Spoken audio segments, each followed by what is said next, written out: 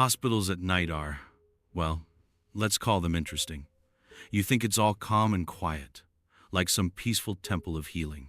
Spoiler alert, it's not. It's more like a haunted house, except instead of creaky floorboards, you get beeping machines and the occasional moan from someone who refuses to stay put in their bed. I told myself I was used to it. Working night shifts in the ICU for 6 months straight will do that to you.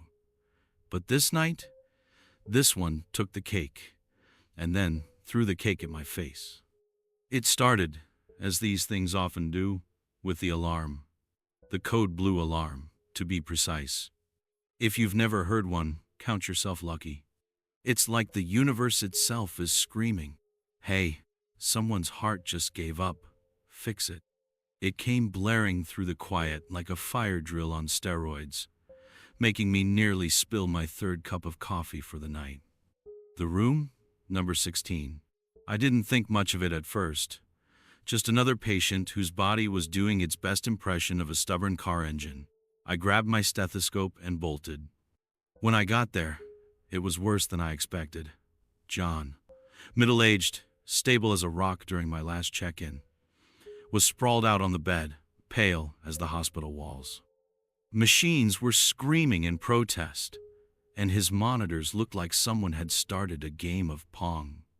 By the time the rest of the team rushed in, I was already starting compressions. Dr. Henson, our ICU veteran with the emotional range of a brick, barked orders like usual. The whole scene was textbook, until it wasn't. About 2 minutes in, I glanced at the clock. 2:13 a.m., time of collapse. Nothing weird about that, until it hit me that it was still 2:13 a.m. I shook my head, blinked. Maybe I was overtired. Maybe the caffeine was messing with me. So I glanced at my wristwatch instead. Yep, same time, 2:13. That was weird, sure, but I had a guy flatlining in front of me, so I tucked it into the back of my mind. We shocked him once, twice. On the third try, John's chest heaved, and there it was, the sweetest sound in medicine, a heartbeat. Relief washed over us. For a second, it felt like we'd won. And then his heart stopped. I don't mean after a minute or two. I mean immediately. Like someone flipped a switch. 1 second, his monitors were singing, and the next, they were silent. We tried again. Compressions, meds, shocks. And again, he came back. Only to flatline instantly. By the 5th time this happened, it wasn't just me who looked ready to question reality. Dr. Henson muttered something under his breath I'd never heard him say before. Something like, "This isn't possible," which, coming from him, was basically a panic attack in disguise. And the clock, still frozen, still 2:13. The air in the room felt heavier, like we were standing in a pressure cooker no one had turned off, and I swear I could feel something watching us, like a silent observer, just out of sight. My hands kept moving, doing what they were trained to do, but my brain was already putting together a growing list of not rights. Not right through 1. John's heart wasn't behaving like a heart anymore. It was acting like it had its own agenda. Not right 1002, that clock. Clocks don't freeze unless you smash them, or, apparently, when you're stuck in some kind of Twilight Zone episode. Not right 1003. The way John's heart stopped, like he was being yanked back by something we couldn't see. I couldn't explain it, but deep down, I knew this was no regular code blue. This wasn't going to end with us high-fiving each other and grabbing breakfast sandwiches before sunrise. No, this was something else. And whatever it wasn't done with us yet. I should probably back up a little. My name's Terry. I'm the new kid on the block. Or, at least, I was 6 months ago. Transferred here straight out of a smaller hospital where the worst thing I'd dealt with was a guy trying to smuggle in his emotional support goat. Night shifts in the ICU, though, whole different beast. I'd heard the stories, of course. Every hospital has them. The don't work alone in room such and such. Or, If you hear footsteps when the hall is empty, just keep walking. Here, it was the ICU's haunted past. Apparently, back when this place was built, like pre-electricity, patients would disappear from their rooms, never to be seen again. And room 16? Let's just say it's the star of every nurse's campfire tale. I brushed it off as urban legend. I mean, if you can't laugh off a good ghost story in this line of work, you're not going to last long. The thing is, hospitals at night are creepy, even without the ghost stuff. There's this silence that feels too intentional, like the walls are holding their breath. The hallways are dim, bare minimum lighting to save on power, and all you hear is the occasional murmur from a patient or the beep of a monitor in the distance. It's the kind of quiet that makes you question if you really heard that weird sound, or if it was your imagination trying to entertain itself. Me? I'd usually pass the time by mentally ranking the coffee machines around the hospital. Spoiler, the one on the third floor's the winner. But tonight, I wasn't thinking about coffee. I was thinking about how the hell John's heart kept deciding to go rogue. Dr. Henson was there too. Henson's an interesting guy. You know that uncle who always looks like he knows something you don't but refuses to tell you? That's him. He's been in the ICU for years, which is probably why he has the emotional range of a stapler. Nothing phases him. He could watch a vending machine fall over on someone, and his reaction would be, "Let's start compressions." Tonight, though, he wasn't his usual robot self. When John's heart kept stopping and starting, he muttered something under his breath that I swear sounded like, "Not again." But when I asked what he meant, he just shook his head and said, "Focus on the patient." And then there was the clock. 2:13 a.m., still frozen. I glanced up at it every few minutes, thinking maybe it would catch up with reality if I stared hard enough. Spoiler, it didn't. Meanwhile, John's heart kept playing this bizarre game of red light, green light. 1 second, flatline. The next, boom, heartbeat.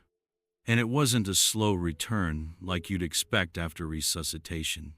No, it was instant, like someone flipping a light switch on and off. The monitors were still going haywire, making noises I didn't even know they could make. At one point, I half joked, "Do these things come with a mute button?" No one laughed. The room felt wrong, not in a haunted house kind of way. More like stepping into a room where the air's too still, like you're walking into a photograph instead of reality. I kept trying to shake it off, telling myself it was just the stress of the situation. But every time I glanced at John, it got harder to believe that. His skin wasn't just pale. It was translucent, like you could almost see the veins underneath. His body was cold to the touch, even though the room was set to the usual oven-like ICU temperature. After another round of compressions, I looked at Dr. Henson again. He was gripping the edge of the bed so tightly his knuckles had gone white. That was my first clue something bigger was going on. Henson never gets rattled. He's the guy who finishes his coffee before answering a code blue. But tonight, he looked like he was trying to keep himself from bolting out the door. That's when I started wondering, what did he mean by "not again"? And why wasn't anyone else questioning why the clock was frozen? Was I the only one seeing it? Or had this place finally broken me? A sudden gasp from John snapped me out of my thoughts. His eyes flew open, wide and glassy, staring straight ahead. His body jerked like he was being pulled by invisible wires. Then, just as quickly, he went still again, flatline. The monitors let out their mournful scream, and we started the cycle all over. I wanted to ask if anyone else noticed how unnatural it was, but I bit my tongue, not the time to be the weirdo. Still, as I pressed down on his chest, I couldn't shake the feeling that we weren't saving him. It felt more like we were keeping something else at bay. Something that wasn't ready to let us off the hook just yet. Here's the thing, they don't teach you in nursing school. CPR is exhausting. It's not like in those medical dramas where everyone looks flawless while heroically saving lives. No, it's sweaty, brutal, and half the time you're silently praying that the ribs don't crack under your hands. By the third round, my arms were shaking. By the fourth, I was wondering if John's heart had some kind of personal vendetta against us. We'd shock him, get a heartbeat for a few seconds, then bam, flatline. It was like his body was stuck on repeat, and honestly, it was starting to feel a little personal. I kept glancing at the others, waiting for someone to call it, but Dr. Henson wasn't even entertaining the idea. "Keep going," he barked, his eyes darting to the clock, which, by the way, was still stuck at 2:13. I tried not to think about that. I mean, a frozen clock isn't exactly a top-tier medical emergency, right? Still, it nagged at me. Every time I looked, it was the same. 2:13, like the universe itself had decided we were all going to live, or, in John's case, die, in this one endless moment. And that's when I started noticing the other stuff. First, the shadows. Look, I know what you're thinking. Shadows move, Terry. That's kind of their thing. But these weren't moving with us. They were moving around us. Like they had their own agenda. Every time someone shifted or stepped aside, the shadows seemed to lag, like they were deciding whether or not to follow. At one point, I could have sworn one stretched across the floor toward the bed, almost brushing John's leg before snapping back to the corner like a rubber band. I shook my head, trying to focus. Lack of sleep, too much coffee. Maybe my brain was just trying to entertain itself while my body kept pumping on John's chest. But then there was him. John's body wasn't cooperating, to put it mildly. His skin had gone from pale to something I can only describe as frosted glass. If I stared too long, I thought I could see the faint outlines of veins I wasn't supposed to see. His hands were stiff, like the kind you'd expect on someone who'd been out in the cold for hours.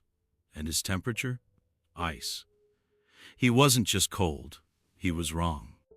"Pulse check," Dr. Henson ordered, snapping me back to reality. I pressed my fingers to John's neck. Nothing. Again. "Still as a rock," I muttered. Probably not the best thing to say. "Then we keep going," Henson said. And that's when I noticed it, the tremor in his voice. It was small, barely noticeable, but it was there. Now Dr. Henson is, well, he's not exactly warm and fuzzy on a good day. He's the guy who told me during orientation, "You're not here to cry over patients, you're here to keep them alive." So, seeing him this rattled, not great for my confidence. By round 6, Henson wasn't even pretending to be calm. He kept glancing at the door, then the clock, then back to John, muttering to himself in this low, frantic tone I couldn't quite make out. Meanwhile, the rest of us were just trying to keep up. Lena, one of the other nurses, whispered, "Shouldn't we have called it by now?" Under her breath, but Henson shot her a look that could have melted steel. "We keep going," he snapped. And we did. The room felt like it was closing in on me, though. The beeps of the monitors were too loud, the lights too harsh. I checked my own watch, just to ground myself. Guess what? 2:13. I stared at it for a second, blinking hard. My brain did this quick little mental gymnastics routine, trying to explain it. Maybe my watch battery was dead. Maybe the clock in the room was just coincidentally broken. Maybe. But no, it wasn't just the clocks. The more I focused, the more I realized that nothing had changed. The IV bag was still at the exact same level it had been when I first came in. The monitor wires were in the same tangled mess. Even the sweat on Henson's forehead wasn't dripping down like it should have been. Time wasn't moving. And then there were the whispers. At first, I thought they were coming from the hall. It's not unusual to hear voices in a hospital at night. Patients talking in their sleep, staff chatting quietly. Normal stuff. But this wasn't that. It wasn't even words, really. Just noise. Faint, low, like 100 conversations layered on top of each other. I froze, my hands hovering over John's chest. "Terry," Henson barked. "Keep going." I nodded, forcing myself to focus. But the whispers didn't stop. If anything, they got louder, just enough to make the hairs on my arms stand up. By the 10th round of CPR, it wasn't just frustration that had settled over the room. It was something heavier, something none of us wanted to name out loud. I glanced at Lena, who looked pale enough to join John on the bed. Dr. Henson's hand was shaking now, though he tried to hide it by gripping the edge of the bed. "One more round," he said, his voice barely above a whisper.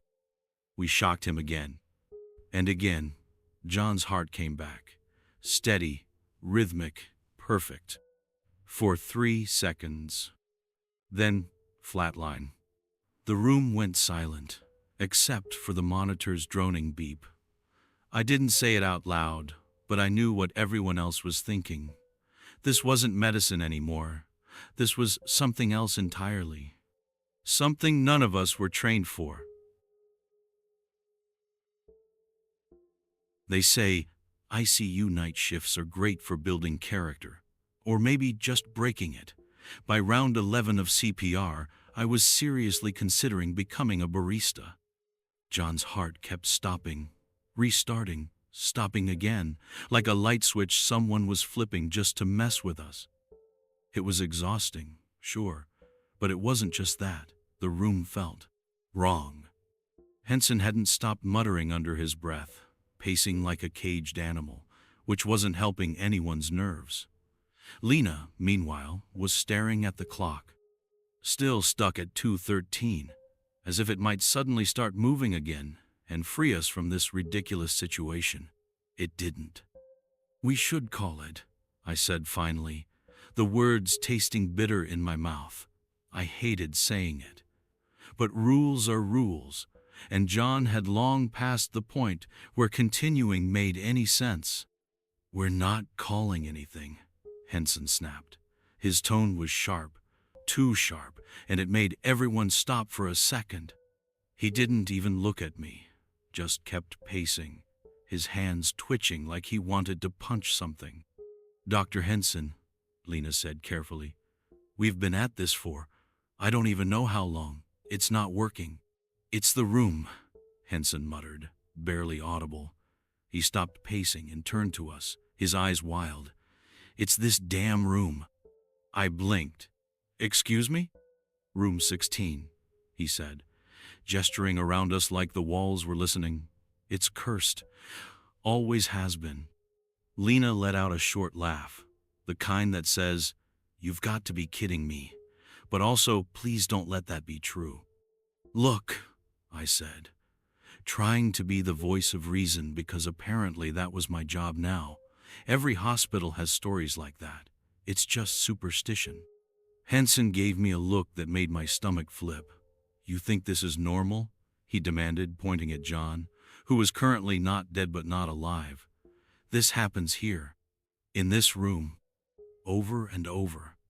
Lena shifted uncomfortably, her eyes darting to the door. I could tell she was thinking about leaving, but none of us had the guts to move. It wasn't just fear. Something else was keeping us there. It felt like the air itself had weight, pressing down on us, locking us in place. "What are you saying?" Lena asked finally, her voice shaky. "I'm saying room 16 isn't just a room," Henson said. "It's a trap." "Okay, sure." That sounded dramatic, but the way he said it, so matter-of-fact, made my skin crawl. "And John?" I asked, nodding toward the bed. "What's his deal?"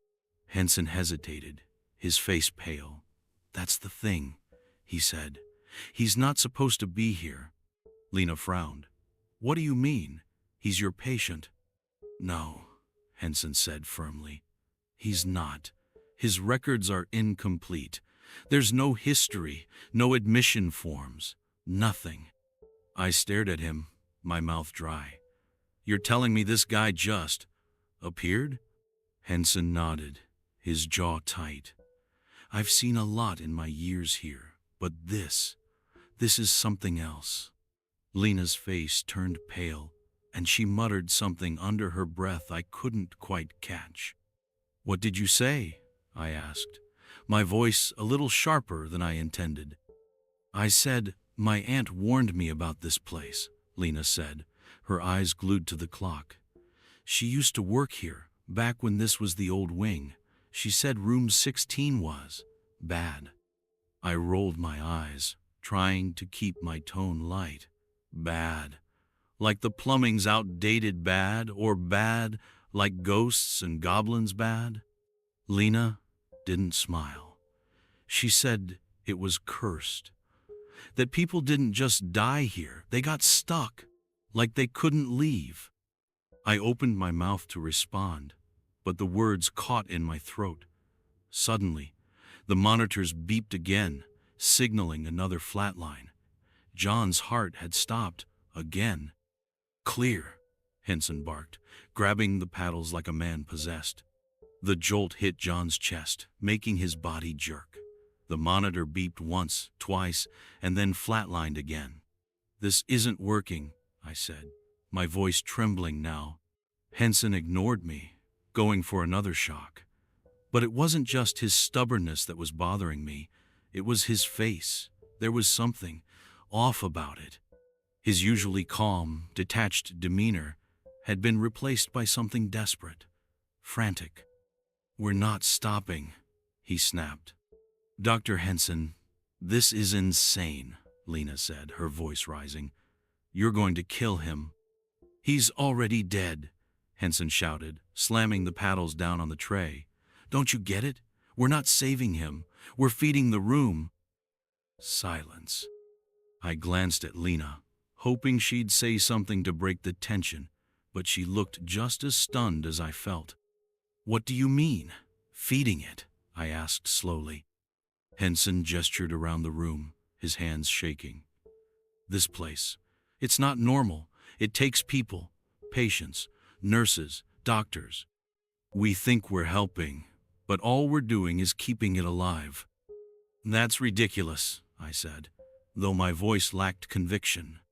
Is it? Henson shot back. He pointed at the clock. That thing hasn't moved in hours. We can't leave. And every time we bring him back, he nodded toward John. Yeah, it just gets stronger. Before I could respond, John's heart restarted on its own. No CPR, no shock, nothing. The monitor beeped steadily for a moment, then flatlined again.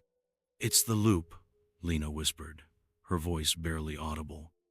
I wanted to argue, to tell her she was being ridiculous, but deep down, I knew she was right. Something was wrong with this room, with us, and there was no way out. You'd think after the 15th flatline of the night, I'd be numb to it. But no, my heart still managed to throw itself against my ribs like it thought it could Houdini its way out of this mess. The sound of the monitor dragged me back to John's bed. He was pale as parchment, his chest barely rising with the mechanical rhythm of the ventilator. The shadows had closed in now, no longer polite enough to stay in the corners. They lingered just out of arm's reach, shifting and stretching like they were sizing us up. And then the clock cracked. It wasn't subtle. 1 second, the room was filled with the hum of failing machinery and whispering shadows. The next, there was this pop, sharp, like a light bulb shattering.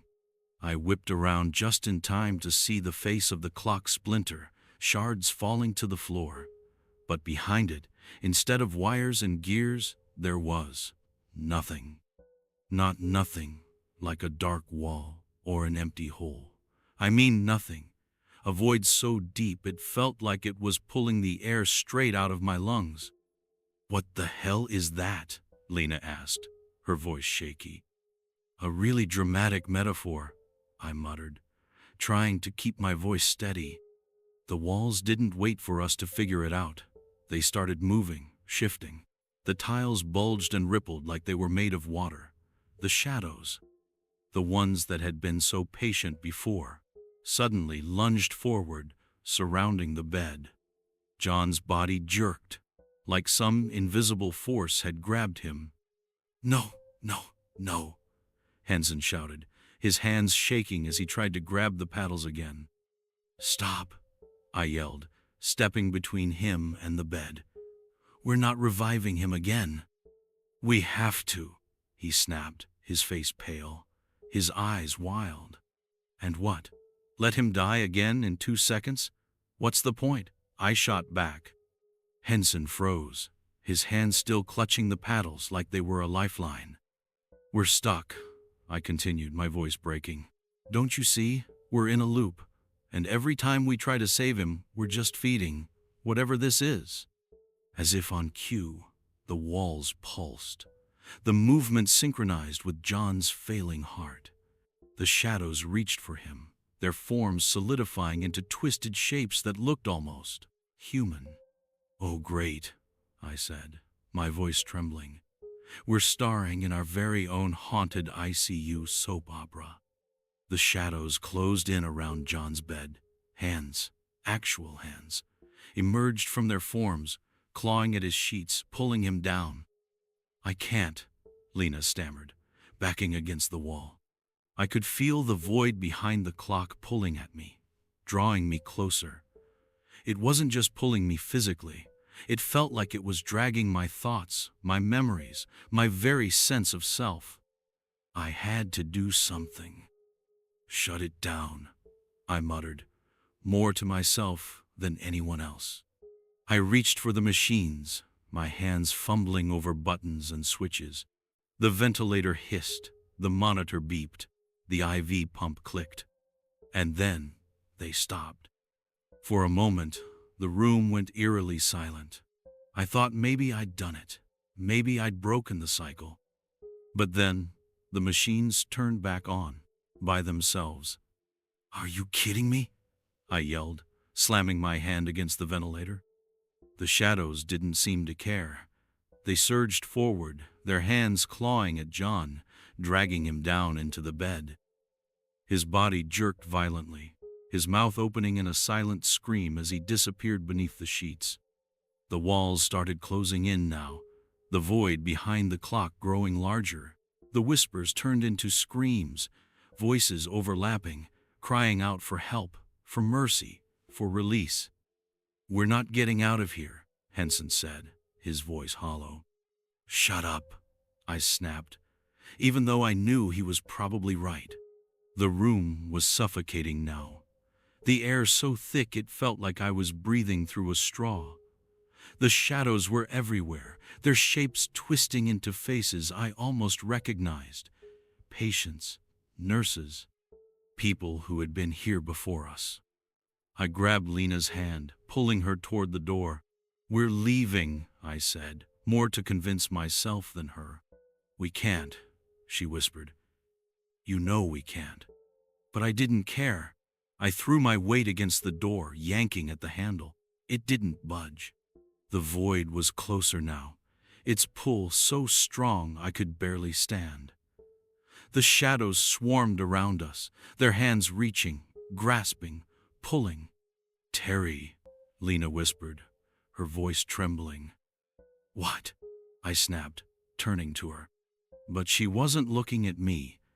She was looking at the bed. John was gone, and in his place was me, my own body, pale and lifeless, lying on the bed, surrounded by those same shadows. "No," I whispered, stumbling back. The void behind the clock pulsed, and I felt myself being pulled toward it. The whispers grew louder, their voices overlapping, filling my head until I couldn't think, couldn't breathe. And then, everything went dark. You'd think after everything, I'd have some clarity, a nice "what did we learn today" kind of moment. But nope. My last memory is that gaping void and Lena's face as she realized we weren't getting out. That's it. Just darkness after that. Until, well, here's the kicker. I woke up. Sort of. Not like jump out of bed and go grab a coffee woke up. No, this was different. I was in the bed. The bed. Room 16. I could see the room around me, the machines, the pale walls, the busted clock that, somehow, wasn't cracked anymore. But I couldn't move. I wanted to scream, to yell at whoever was standing there to get me out, but my body wasn't interested in listening. And then I saw them. The new team. A fresh set of scrubs, wide eyes, and the same, oh, we've got this under control energy we had when John flatlined for the first time. Poor kids. Code Blue, Room 16. One of them called out. My heart, or whatever was left of it, sank. The same words, the same tone. It was all happening again. They crowded around me, the way we'd crowded around John. They worked fast. Compressions, ventilator, the whole show. I wanted to tell them to stop, to run. But the only sound was the beeping monitor, my own heartbeat flatlining again and again. I could see their faces, though. They didn't know me. Not really. I wasn't Terry anymore. I was just another patient to them. Just another name they'd write up in a report later. And then the shadows came back. I saw them lurking behind the team, just like they had for us. I wanted to cry, to warn them, but the darkness had other plans. It wasn't here for them. Not yet.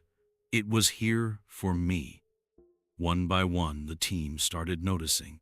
The little movements in the corners of their eyes, the cold creeping into the room. The monitor flatlined again, and one of them leaned in close, their voice shaky as they whispered, "Who is he?" "I don't know," another replied. "I don't see his name in the system." Perfect. Not only was I trapped in this endless loop of resuscitation hell, but now I didn't even have a file. That stung. They kept trying, though. Bless them. They really gave it their all. But I could feel the pull now, stronger than before. The void behind the clock was waiting, patient as always. The shadows pressed closer, and I felt myself slipping back into the dark. Just as the room started to fade, I heard a whisper. Not theirs, but the same voice that had echoed in my head the night everything went wrong. "It's your turn now," it said, soft and cold, the words wrapping around me like a noose. The last thing I saw before everything went black was one of the nurses stepping back, her wide eyes locked on mine as if she'd seen something. Maybe she had. And then, nothing. No light, no sound, no time, just the waiting. Because I knew this wasn't the end. Not for me. And definitely not for them. What would you do differently if you were in my shoes? If you found yourself stuck in time, what would you do? Let me know in the comment section. Don't forget to subscribe so you don't miss our spine-chilling scary stories within the healthcare facilities as we drop every weekday.